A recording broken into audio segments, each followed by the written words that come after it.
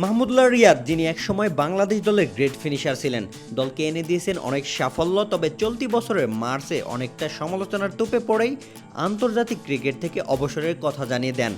Test, টি-20 এবং সবশেষ ODI এই 3 ফরম্যাট থেকে বিদায় নিয়েছেন তিনি। তবে নিয়মিত খেলছেন ঘরোয়া ক্রিকেট। আজ থেকে মিরপুর শেরেবাংলা স্টেডিয়ামে শুরু হয়েছে 2 দিনব্যাপী ম্যাচ রেফারিদের প্রশিক্ষণ কর্মশালা। এই কোর্সে 30 জন বর্তমান ও সাবেক ক্রিকেটার অংশ নিলেও আমন্ত্রণ পেয়েও যোগ দেননি মাহমুদুল্লাহ রিয়াদ। বিসিবির আম্পায়ার্স কমিটির প্রধান ইফতিখার রহমান মিঠুর সঙ্গে আলোচনায় মাহমুদুল্লাহ জানিয়েছেন তিনি এখনও ঘরোয়া ক্রিকেট চালিয়ে যেতে চান এবং অবসরের পর ম্যাচ রেফারির বিষয়টি বিবেচনা করবেন। খেলোয়াড়ি জীবন শেষ না হলে ম্যাচ রেফারির কোর্সে অংশ নেওয়া সম্ভব নয়। অন্যদিকে বিসিবির সভাপতি আমিনুল ইসলাম বুলবুল সম্প্রতি জানান, মাহমুদুল্লাহ এবং মুশফিকুর রহিম দুজনেই ভবিষ্যতে কোচ হতে আগ্রহী।